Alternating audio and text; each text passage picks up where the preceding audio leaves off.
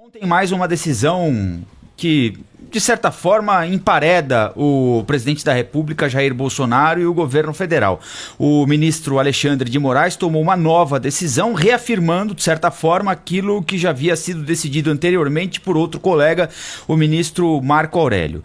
Numa ação que estava sendo analisada por Alexandre de Moraes, o ministro do Supremo reafirmou que cabe a autoridades municipais e estaduais decidir sobre questões relativas a fechamento de comércio, a distanciamento social, a proibições para a circulação de pessoas, fechamento de escolas, enfim, todo o tal do distanciamento social a que nós estamos sendo submetidos em vários estados, em várias cidades do país, cabem exclusivamente a prefeitos e governadores. Aliás, o próprio presidente da República fez essa admissão ontem num tom de quem diz o seguinte: olha, se isso der problema, se você perder o emprego, se você perder renda, você que está aí preso dentro de casa, sem que o seu governador avalie a utilização na avaliação do presidente da cloroquina adequadamente, isso é culpa do seu prefeito e do seu governador.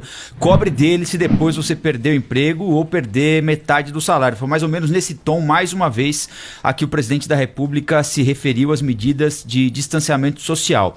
Nas decisões do Supremo, o tom é outro, embora com um alcance muito menor, afinal de contas elas não são tomadas em rede nacional de rádio e televisão.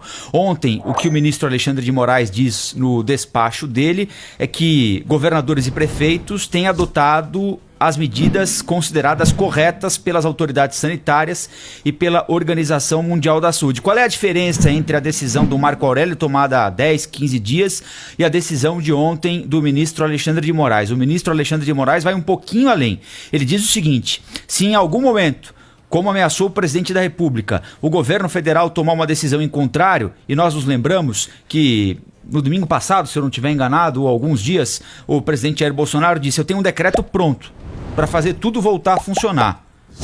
Tá na minha cabeça. Ficou aquela expectativa. Será que ele vai publicar? Não vai publicar? No domingo, no Canal Livre, o presidente da Câmara dos Deputados, Rodrigo Maia, disse o seguinte: ele sabe que não pode assinar. A assessoria dele sabe que ele não pode assinar, porque se ele assinar, se ele colocar o nome dele no papel, ele vai ser responsabilizado individualmente pelo que assinou.